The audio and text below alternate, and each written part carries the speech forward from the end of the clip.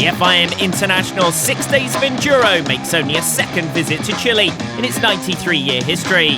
Host region Valparaiso is close enough to capital Santiago to guarantee a large following, whilst taking advantage of the natural charm of local hills and valleys.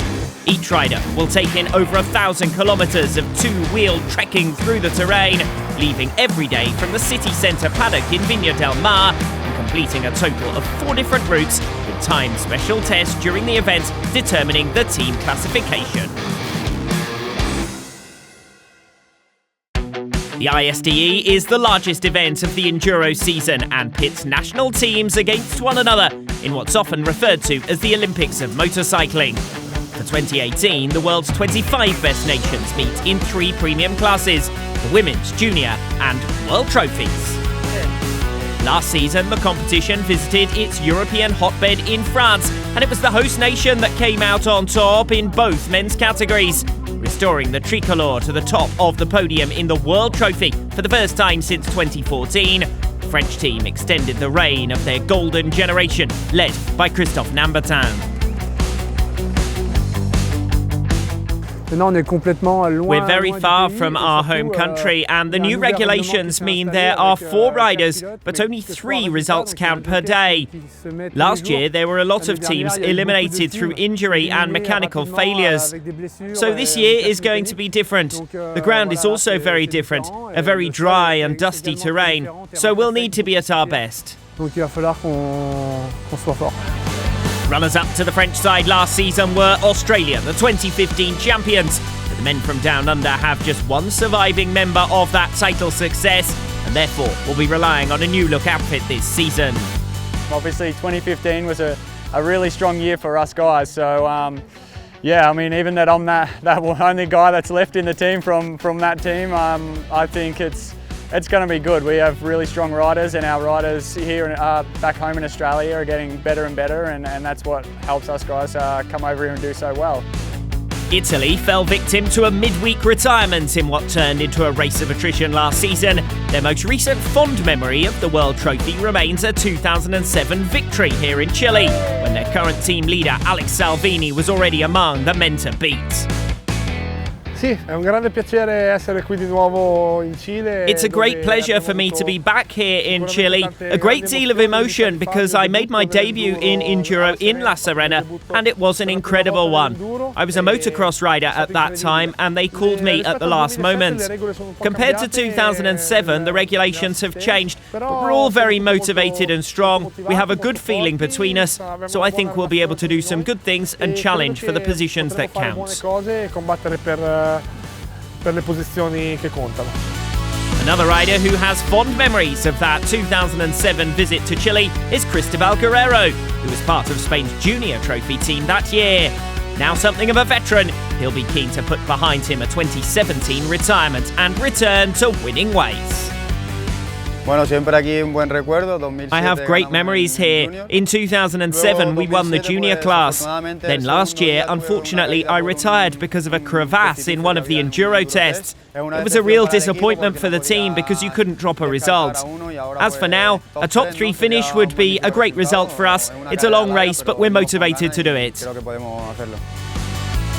The defence of the USA's 2016 title was ended by the close of the opening day in 2017. And they've suffered more misfortune in the lead up to this event, with Caleb Russell ruled out through a shoulder injury. 2014 junior champion Stuart Baylor comes in to replace him, and there's still a familiar look to this competitive side. We at least had a heads up with Caleb. It wasn't, right before the race. We had about a month or so to prepare, knowing that he wasn't going to be there. And I think we're going to do really well. We really need to make sure that we get through the first day. We're a lot more confident this year than we were last year. USA will also be targeting the Junior Trophy as a realistic prospect of silverware, having been winners in the competition's last visit to South America back in 2014. The Under-23 title is often the least predictable, although Italy have a strong case for taking honours from 2017 winners France, which would leave the trophy inscribed with a 5th different nation in 5 seasons. Last year was incredible, a real classic, close right to the finish in the final test. As for this year, we're again a very strong team. So favourites? In our minds, that's what we're heading out for. We'll be aiming to do some nice things, but we mustn't forget that the others behind us are also very fast. For sure, we all know now how it feels to finish second at the end of 6 days, and losing by just 15 seconds is really hard. So we've trained a lot together to get to know one another better and to learn from last year's mistakes. And we're really focused on our objective to take the top step of the podium. The Women's World Trophy was launched here in Chile back in 2007, so returns to its birthplace. Hoping to harness the spirit of the first ever winners, the USA aim to go one better than their 2017 runner-up status and restore their flag to glory. I think we have a pretty good chance. It'd be really great if we won here. All three of us have been here before, so I think the experience will help us tremendously.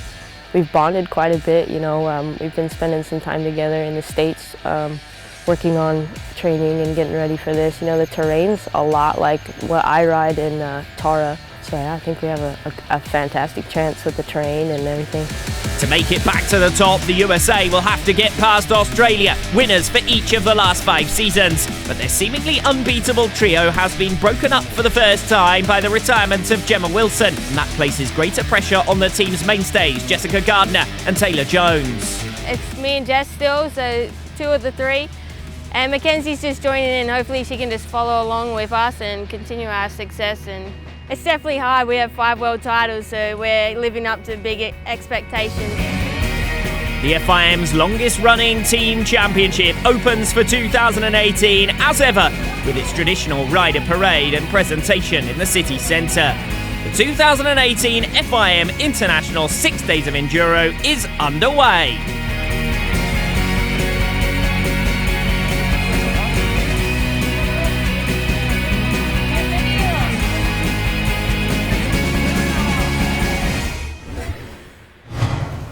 .400 kilometres south of 2007 venue La Serena, but still on the country's western coast. Riders lined up in Viña del Mar for the start of the 2018 edition of the world's oldest off-road event. The course for the opening 2 days took the riders on a northern loop of the region, skirting the hills east of Valle Alegre on 2 laps of 3 specials, before returning at the end of almost 300 completed kilometres. France dominated a 2017 edition comprised predominantly of their favourite grass tracks, but Chile posed a different challenge, and it was one they never managed to adapt to. Even their most decorated performer, Christophe Nambatat, struggled to impress, and after the opening day, the reigning champions were almost 2 minutes back from the lead pace. Italy, by contrast, enjoyed a stronger week at the scene of their 2007 success. The only surviving member of that squad, Alex Salvini, spearheaded the 2018 team's opening day timesheets, along with Davide Guarneri, Italy ahead of France with 4th. Spain have never won the World Trophy, but were keen to put that unenviable record straight upon the championship's return to Chile, the scene of their first junior win back in 2007. And their 2018 team impressed on day 1 by claiming a provisional podium position, the top Iberian trio all ranking among the lead riders individually. But none of the European teams could keep pace with Australia and the USA, who proved best suited to the terrain, building a gap of over a minute to the rest by the end of the opening day. The results between them early in the week, though, were far closer. With 2 Australians and 2 Americans in the top 4 individually, they were separated by just 4 seconds overall. Australia actually claimed 3 of the first 6 test wins, compared with 2 for the USA, but it was the 2016 winners who had the individual leader and the backup to match on day 1. After a disastrous start to their 2017 efforts, contrasting fortunes a year later, the USA took the early advantage and the stage was set for a fine battle between 2 evidently strong teams. I knew it was going to be technical, but I didn't know it was going to be this technical. I think this is going to be one of the toughest 6 days I've ever done. Not in the sense that it's going to be hard on your body, but it's just going to be hard not to make any mistakes. I mean, I won today, and I made a big mistake, had a pretty good crash. So I think everybody was making mistakes, and at the end of the week, it's just going to be able to see who can make the least amount of mistakes. 5 nations made a clear break from the rest on the opening day and would be the contenders for the remainder of the week in the World Trophy. Unfortunately for Spain, the juniors were the only trophy class to have abandoned the drop scorer rule for 2018, and as such, their team's hopes were already shredded by the end of day one. A crash for Kyrian Mirabet in the very first special, and his retirement through a rib injury made them the week's first casualties. Meanwhile, the top three teams had established themselves as the main podium contenders in the first six specials. The USA joining 2017's form teams France and Italy at the top of the early leaderboard. A standout performance from 2014 junior winner Grant Baylor helped the US juniors to within 30 seconds of the two favourites on day one.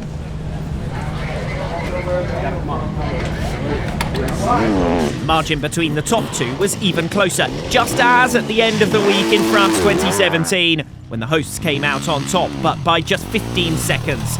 A very different team for France, with only Hugo Blanjou retained, but a familiar story at the start of the week in Chile, with little to choose between them and leaders Italy.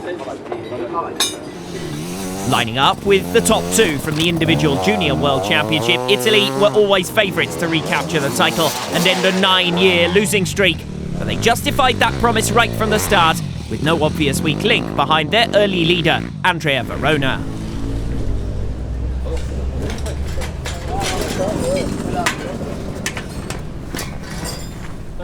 Today, for the first day of the ISDE here in Chile, it has been a really dusty day. But I'm happy with my results. I finished 16th overall.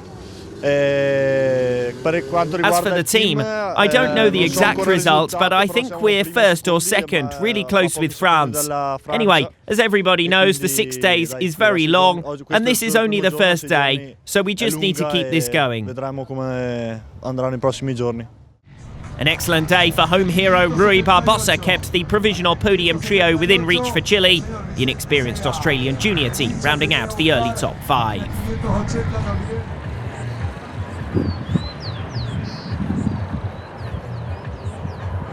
During Australia's 5-year winning run in the Women's Trophy, Spain have regularly proved the only thorn in their side. But the withdrawal of Laia Sanz due to a viral infection left them unable to challenge for the 2018 title. Instead, they held a somewhat isolated third position throughout the week. The USA were the team to take the fight to favourites Australia, and having finished runners-up in 2017, they were optimistic of making the final step forward and capitalising on team changes for the reigning champions. The top two teams were indeed closest on the timesheets at the end of day one, but were separated by a minute. Any fears that the retirement of Gemma Wilson would weaken the dominant Australians were assuaged as her replacement Mackenzie Tricker put in a scoring ride on her debut as teammate Jessica Gardner struggled. The key to Australia building a lead early in the week, though, was Taylor Jones, who finished the opening day over a minute faster than any of the American riders.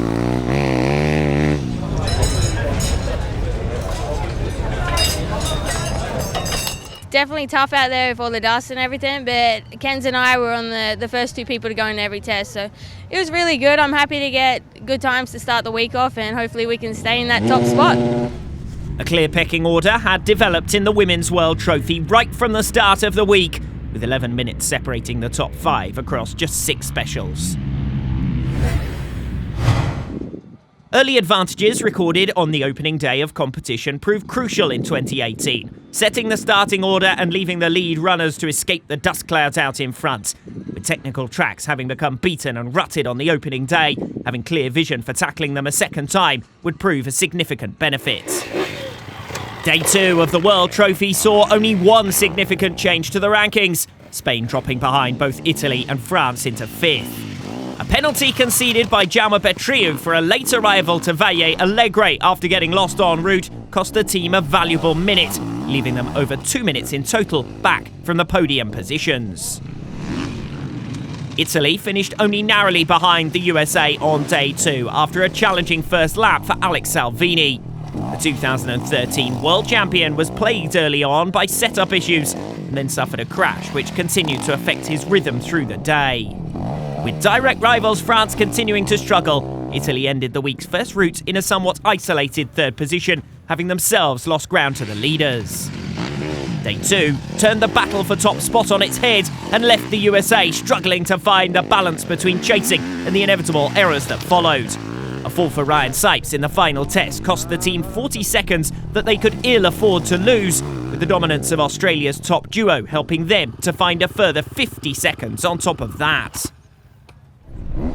Although Australia moved into a 1.5-minute lead, they would spend the rest of the week in psychological discomfort after the retirement of Lyndon Snodgrass with an oil starvation issue. With no further room for error, team bosses had to rely on their riders to keep up the pace, whilst also safely finishing. But there were no signs of them relenting as Daniel Milner and Daniel Sanders both moved above Taylor Roberts individually. Didn't have dust, so that was the best thing, was on the first minute there, so that helped us out a fair bit. But then, yeah, you know, our team's riding good. You know, Chucky's riding awesome, same with Josh Strang, they're riding unbelievable. So, and unfortunately we've dropped a rider today, which is our joker, I guess you'd say. Lyndon had a bit of an engine malfunction, so he's out of the race, unfortunately. So we've just got the three of us left. So I mean, now it's just playing it smart and making sure we all get through it. And I mean, you can't do anything different. We'll just keep doing what we're doing, and hopefully, you know, all finish the rest of the 4 days. An important day in the context of the overall results, with Italy gaining almost 2 minutes on France and Spain slipping behind both nations. And with Australia dominating the USA for pace as well, only a slip-up could make a major impact on the rankings, with 6 minutes now covering even the lead quintet.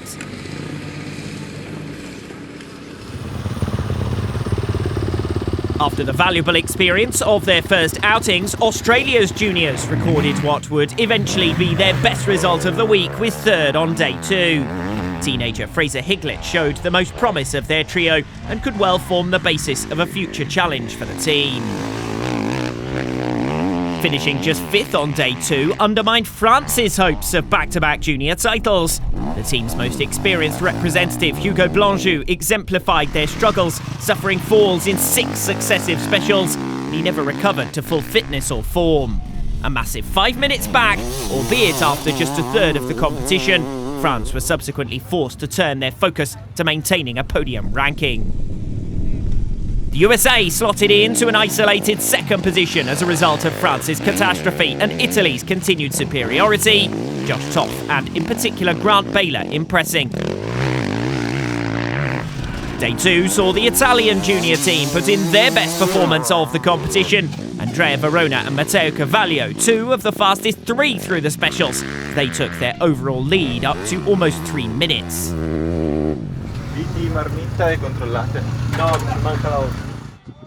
4 changes in the top 5 positions of the junior trophy on day 2, only Italy remaining consistent and building a sizable lead as a result. France faded and the USA took advantage, while behind, Australia moved temporarily above Chile to 4th.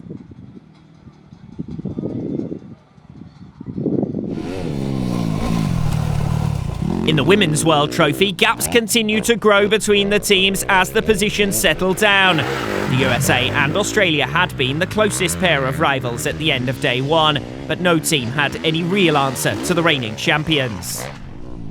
Jessica Gardner returned to form to give Australia an even more dominant victory on day 2, but it was the incredible effort of Taylor Jones that made the biggest difference in the overall standings.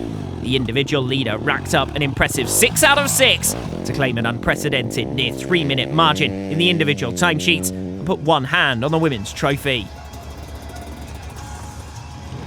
At a third race distance, there had been no sign of Australia lowering their guard or of any other team unseating the USA and Spain from the remaining podium positions. The reigning champions had boosted their lead to over 3 minutes, and the rest of the positions were separated by at least 4 minutes each.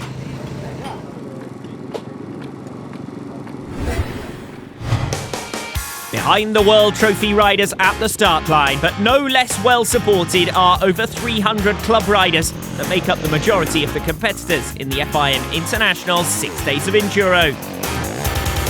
Behind the scenes, working hard to deliver services to the majority of the paddock, KTM, Husqvarna, Beta and Jolly Enduro ensure that the mechanical side of competition is looked after, enabling the riders to profit from the ISDE experience. Logistically, we wasn't able to compete at this ISDE because Chile to the UK is a long distance. We would have had to send bikes out months in advance. So yeah, Team Army decided that we would hire Husqvarnas out here, which would come with this big support package that we've got. They fuel, they do the tools, you have tyre changes in the evening, they do everything for you.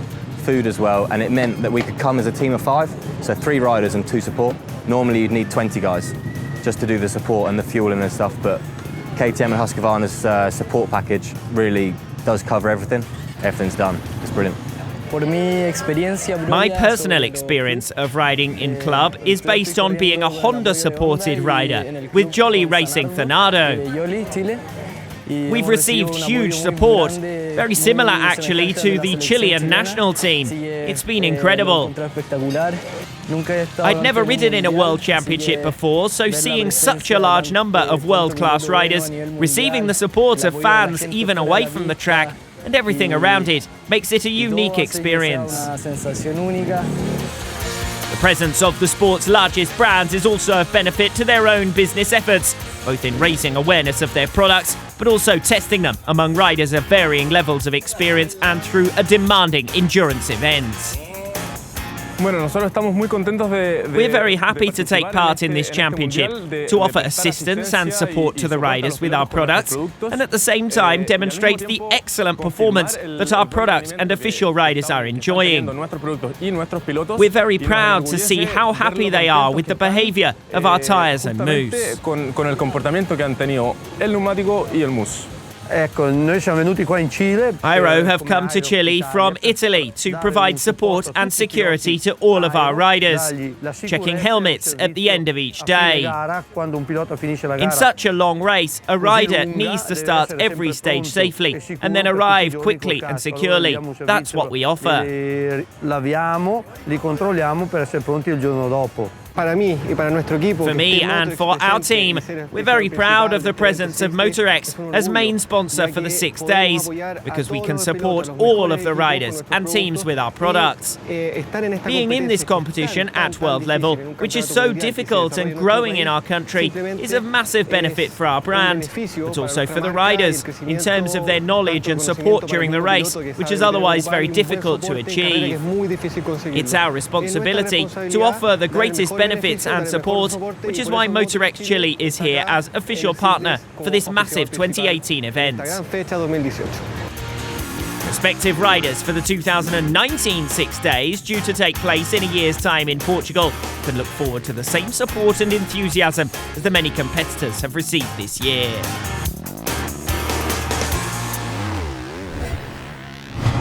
Dust was the watchword of the opening 2 days in Viña del Mar, and conditions weren't about to change as the competition reached its midweek stage. What was new, though, was the course, the second unique set of specials seeing the riders track east for the first time towards the city of Limache before returning to familiar territory.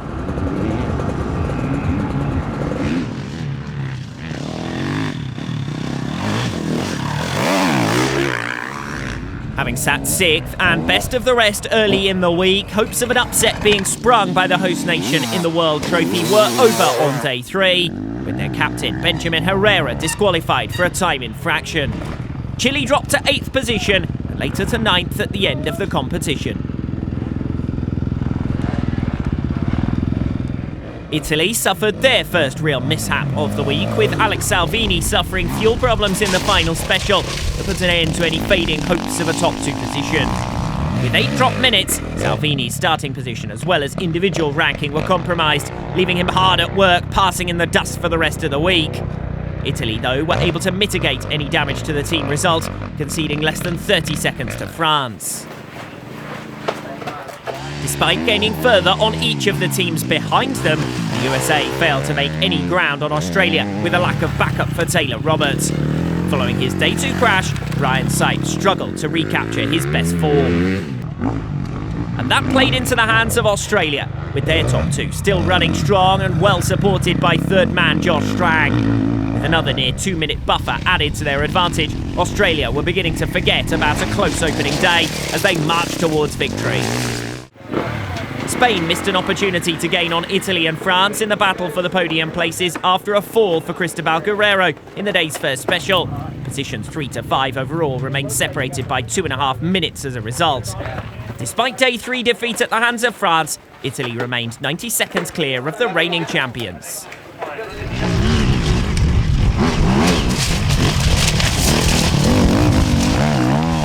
Finland became the 4th team to lose a rider and therefore the latest casualty of the brutal junior team format as they dropped out of contention from 6th. The Finns' top performer, Ronnie Kaitanen, retired after a heavy crash early in the day. Meanwhile, Chile, who'd started day 3 just 1 position clear of Finland, provided the entertainment for the rest of the week. Taking 3rd on the day, the host nation leapfrogged Australia overall and moved back into contention for the podium positions. The top 3 teams finished day 3 in order of their provisional ranking. Italy once again on top for a 3rd consecutive win. This time out, even their 3rd fastest rider, Matteo Carvalho, was among the top 5 placed juniors in the timesheets, as his team gained a further 40 seconds on nearest rivals, the USA. I'm really happy with the team. We are first with a 3-minute advantage over the USA. Now we're in the middle of the 6 days, so it's important to keep this gap. I'm really happy, because for myself, I really didn't expect such good results. I finished 5th yesterday and 6th today, which is good. Now I'll aim to keep this rhythm to the end of the last cross test. Bisogna cercare di mantenere insomma questo gap e stare diciamo più lucidi possibili. Another day of deficits for France and the chasing pack left Italy and the USA seemingly the only realistic title contenders. France, meanwhile, were beginning to struggle with the cumulative effects of a series of crashes, and Chile, much to the delight of the local crowds, were poised to take advantage. Spain enjoyed their best women's trophy finish on day 3 with 2nd ahead of the USA, but in far from straightforward fashion. Sandra Gomez conceded a 1-minute penalty and further time helping a stricken teammate, while Gabriela Seis-Dedos retired from the day's competition after a heavy crash. In the first rally after the first special, I had to go really fast. I did arrive 3 or 4 minutes late, fueled up and carried on. But as for the special, I can only remember passing 2 other girls, but after that I must have hit something. I don't really know where I fell. I didn't really know where I was, but I managed to get out. Now I'm feeling a bit better. My head hurts, but I feel okay and the bike is ready for tomorrow. I hope to be at the start line, ready to help my team keep 3rd place. Day 3 saw the USA's early challenge fade as they failed to provide sufficient backup to Brandy Richards on day 3. But Australia doubled their advantage to over 6 minutes.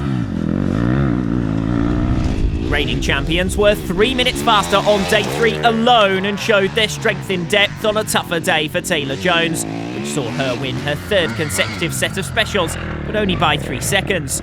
On this occasion, it was her teammate Jessica Gardner that was responsible for the majority of the team's gains. Spain's 2nd position on day 3 was undeniably an impressive result, but saw them take back just 13 seconds of a mammoth gap that stood at almost 6 minutes. Realistically, they were now consigned to 3rd, with France in turn well back, and the podium position seemingly settled.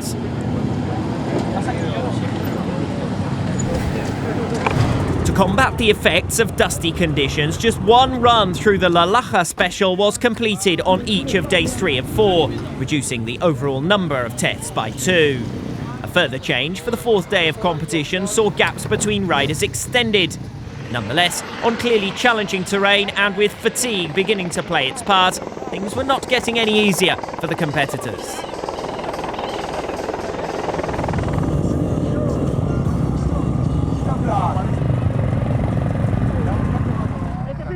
Spain's challenge for the podium positions in the World Trophy was ended on day 4 with their fastest rider of the week, Jaume Petriu, suffering a heavy crash in the La Gloria special and withdrawn through injury.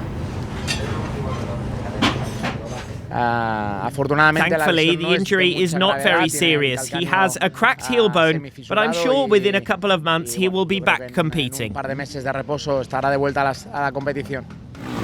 France also dropped out of podium contention as they failed to match their Day 3 efforts on the same course, and Italy consolidated third. The reigning champions were left needing a minor miracle to recover a near 3-minute margin, with the 12-minute gap to the leaders by now already unthinkable.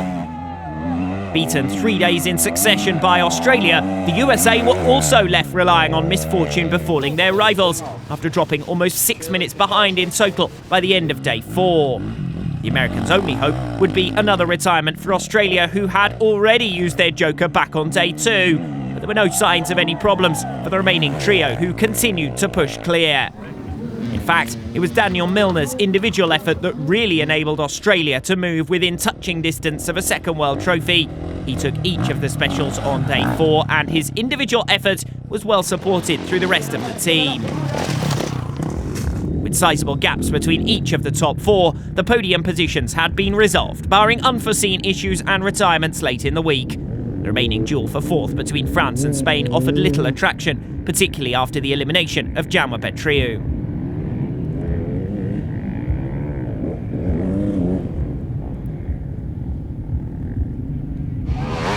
Chile were once again the team in focus in the Junior Trophy as they continued to hunt down France for a place on the podium. Beating the reigning champions for a second consecutive day, the hosts continued to rely on Rui Barbosa to do most of the heavy lifting, and his contribution alone was worth a minute on the struggling French riders. Aside from that fight for third, there were few talking points on a quiet Day 4. The USA were comfortably faster than the teams behind them, but still couldn't match Italy, who gained another minute to move their overall advantage beyond the 4-minute mark.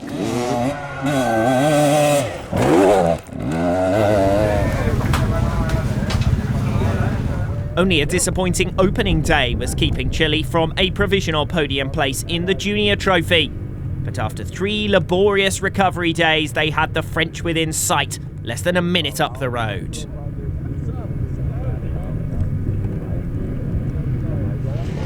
Not one of the trophy classes saw any changes to the top 5 overall rankings on Day 4. In the women's trophy, each of the 9 competing teams simply drifted further from one another. The USA did their best to challenge by picking up the pace following their Day 3 slump. Brandy Richards impressed for a second time on the Eastern Loop, but Australia was still faster by almost 2 minutes. The reigning champions' only concerns were over the fitness of Mackenzie Tricker following a Day 4 crash scare that required medical attention. But with the drop time regulations, Australia was safe in the knowledge that their top 2 could continue to dominate, Jessica Gardner having put in her best ride of the week. Like our senior trophy team, they were also in front and they lost their joker the other day, so we're all just trying to be smart now and get each other through. For example, today in the trail, all the girls were stuck, and Taylor as well, so I got up the hill and I made sure she got through as well, and we want to keep the team moving along together, and this is definitely not an individual event, so fingers crossed, we'll keep moving forward. Australia were by now almost assured of their 6th consecutive Women's World Trophy. The USA similarly comfortable in 2nd, and Spain benefiting from the return of Gabriela Seiz-Dedos to make 3rd position somewhat safer as well.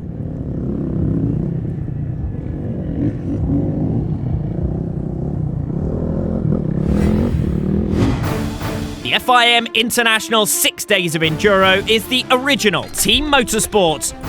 For over 100 years, it's been the ultimate off-road test of man and machine. With more than 1,000 kilometres of riding, the top competitors are well aware of the need to take care of themselves, both mentally and physically, for the event's full duration. It is the ultimate enduro race. It's 6 days. There's no longer enduro race for off-road bikes, so it's tough. We have to complete 300 k's a day, and we can spend an hour to an hour and a half without food or drink at the fuel control. So, and then we've got to go fast when we need to in the test. So it's pretty difficult, and you have to be fit coming into the event. So it doesn't take 1 week to be ready for this. It takes months for the team to arrive fit, strong, and fast, and the bike's reliable and work together. So yeah, it's not just one rider. It's many. Even if a rider is on top form and at peak fitness, there's an ever-present risk of a retirement through mechanical failure. And although the competitors do have a team of mechanics behind them, regulations enforce the spirit of the event through a requirement for the riders to service their own machines. From a mechanical point of view, the ISDE is much more demanding even than a World Championship or European Championship race, simply because it's over 6 days. It's a completely different event, principally because the riders are obliged to do everything mechanical themselves. We prepare the bikes in advance of the competition to make sure they're 100%, and we supervise everything but without touching the bike. We're allowed to do anything to do with liquids, but the riders look after everything else. We can give them the materials and the relevant tools to help them take the bike apart. In terms of liquids, and for the sake of security, we're allowed to intervene, for example, changing brake fluid. As for the engine, we're allowed to check and fill cooling fluids and change the engine oil.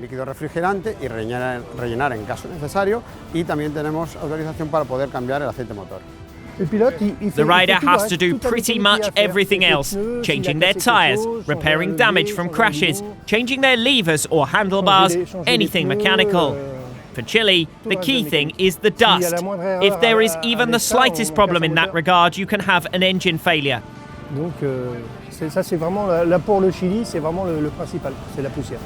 It's critical that in each control we change an air filter. It's the lifeblood of the bike. We also check the transmission. We make sure everything is flowing correctly, make any required setup adjustments, do a radio check, and ensure nothing is faulty on the bike.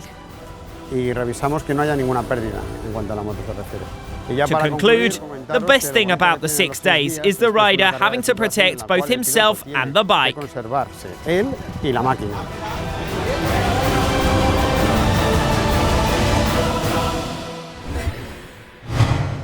With only the traditional motocross test awaiting the riders on day 6, the penultimate day of competition is customarily the last chance for teams to make large margins in the overall standings. Since the new course presented to the riders on day 5 was the longest of the competition, it would prove an especially decisive stage of the event.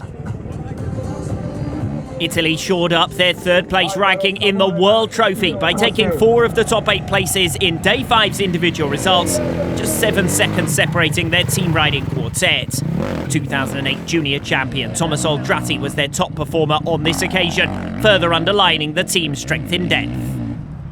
The USA once again claimed second position to consolidate their runner-up ranking, but could do little more with even their star rider dropping back. Taylor Robert moved closer to sealing the E2 class but faded further from the individual lead, while his teammate Stuart Baylor continued the opposite trend, improving in the second half of the week. Simply to avoid any further retirements will have been the advice given to Australia's riders at the start of the penultimate day, with little chance of them being overhauled on pure pace, and a case of business as usual on day 5 put them within touching distance of the crown. With not one retirement in the class on day 5, no real changes were in prospect in the latter stages of the week, and Australia were well on their way to a first World Trophy since 2015.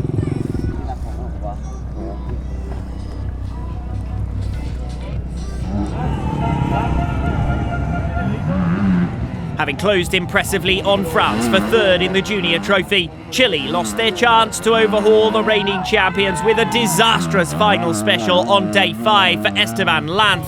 Having provided the best support to Rui Barbosa all week, he dropped over a minute in one hit, the time that could have put Chile into a coveted podium position. Thanks to their advantage from the start of the week and consistency on an important day, therefore, France secured third position, restoring their 1.5-minute margin over their direct rivals. It was a case of too little, too late for the USA, who took the spoils on day 5, but could only manage to make back less than a minute on leaders Italy. Battling through problems with his right shoulder that dislocated 3 times during the week, Grant Baylor put in a determined performance to lead the team as they secured second position overall. Italy suffered their first defeat of the week, but despite losing almost 50 seconds to the USA, kept the bulk of their comfortable lead intact. The leaders successfully negotiated the first real hurdles of their week. A 10-second penalty and problems in the final special for Andrea Verona, making no real impact on their title challenge. Disappointment for Chile settled the podium positions in the junior trophy, as reigning champions France secured some consolation with third on the day and denied the hosts a moment of glory. Meanwhile, despite failing to impress on day 5, Italy entered the final day with a comfortable 3-minute lead.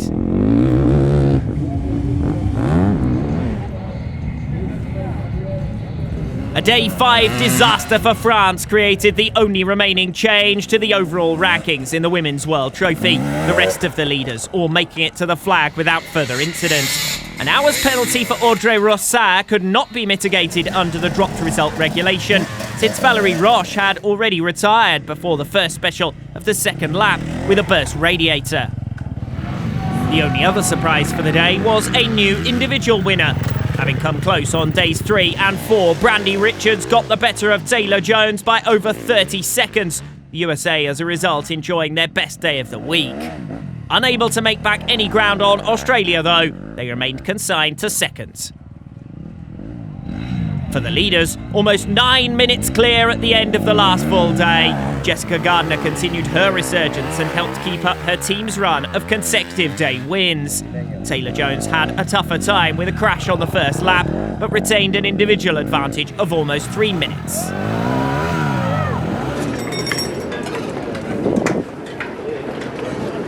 With an 8th position finish on day 5, France dropped down to 6th overall with little scope for recovery. Sweden and Portugal instead rounded out a new-look top 5 that even the most audacious supporter would consider beyond any late changes.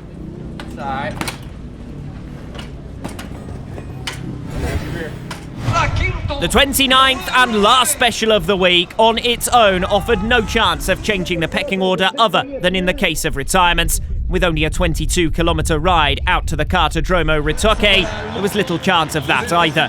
But the final motocross test is a prestigious way to end the week in front of a sizable crowd.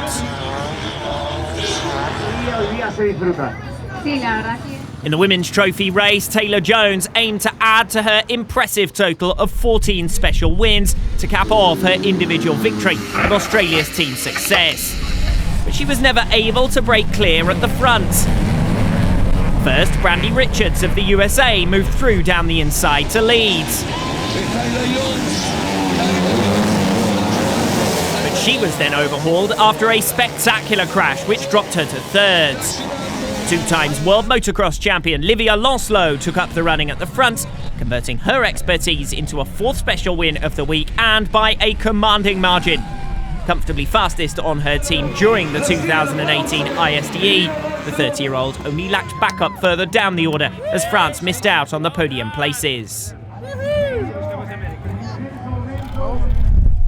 Despite seeing 2 riders home inside the top 5, the USA failed by just 8 seconds in their bid to end Australia's unbroken sequence of wins, and their winning margin extends beyond 9 minutes. Behind them, Spain come home for an isolated third. Yeah, most certainly. You know, every time you win a world title, there's always going to be the people trying to catch you again in the year after. So it's pretty special to go 6 in a row, and that's always hard to do, but we couldn't do it without the whole of Team Australia. You know, us 3 girls get along great, and we do our time on the track, and we're great off the track together too, but there's a whole crew behind us as well that make this happen. So big shout out to all the Team Australia that's here. They've been running around the whole motocross track cheering for us. So yeah, without everyone it wouldn't be possible. A 6th consecutive title for Australia, even a change to their lineup not enough to break their unbeaten run.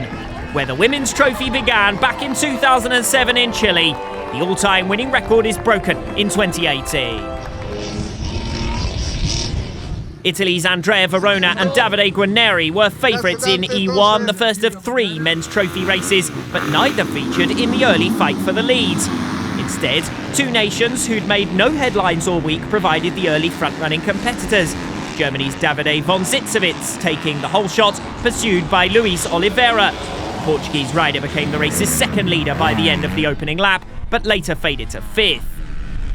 Italy's pre-race favourites, though, were in the thick of the action throughout.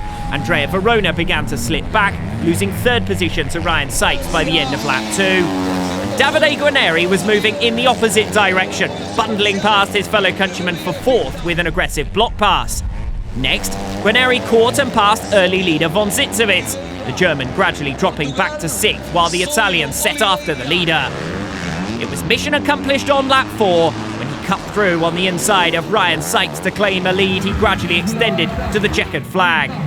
To win E1 overall though, Guarneri would have needed to make back a 45-second margin, which was never attainable, with Andrea Verona claiming third.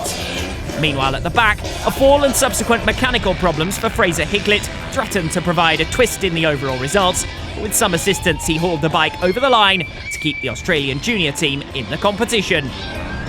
Third place was enough for Andrea Verona to seal overall victory in E1 and move his team one step closer to confirming their junior trophy win. The USA secured their runner-up position in the World Trophy as they brought home their second and third finishes in E2. But it was Loic Larrieux who was the star of the show. 2017's individual winner bolted from the gates to a comfortable victory, leaving the race behind him over seconds. Cristobal Guerrero looked fairly comfortable there for a time. Josh Strang initially holding third but dropping back. The Australian was passed by Alex Salvini for third on lap 2. And he had dropped behind Stuart Baylor as well before the American fell a lap later. From there, it was a straightforward sprint to the flag, but only Alex Salvini had the pace to live with Loic Larrieux, and he had to get past Cristobal Guerrero before he could go off in pursuit. Larrieux's leading margin was cut to 4 seconds, but he held on nonetheless in relative comfort, only limited consolation for France on the day the reigning champions handed over the trophy. USA representatives Taylor Roberts and Stuart Baylor eventually rounded out the top 10. 2 Italians in the top 4 again proving what a solid week it had been for them. There were some nail-biting moments in E3 with the final riders coming home for leaders Italy and Australia. The first turn only served to underline the justification for that nervousness, with Davide Serreca coming down. Thankfully, he was able to remount swiftly, and although he was left unable to end the week on a high note, just finishing was critical to the Italian junior team. Meanwhile, at the front of the field, Zachary Bell took his moment to shine and dominated the last test of the week. US representative first cut by individual leader Daniel Milner for second place on track. And he then soared around the outside of Giacomo Redondi in fine style to take up a lead he never surrendered. The celebrations, though, were reserved for the 2 countries whose representatives occupied the 4 positions behind him. Squad celebrations for Italy as they sealed the junior title, and a memorable second title for Australia. Significant margins in the end between the top 6, who provided an entertaining fight for positions in the last race of the 2018 FIM ISDE. No changes to the Junior World Trophy rankings in the final special. Chile unable to overhaul France, who take third behind the USA and winners Italy. Here we are at the end of day 6 and we've got the win, so we're really happy. We had a good race today, so we kept the gap and got the win, which is really important because last year we lost by 15 seconds. We've done it now, so we're really happy. Winners of the first ever junior trophy, Italy return to the top for their 8th title. And although this team will now have to be broken up for next season, their riders will be closely followed as they attempt to challenge for a place in the World Trophy itself. Italy win the final day ahead of the USA, but the World Trophy finishes unchanged with Australia on top ahead of both.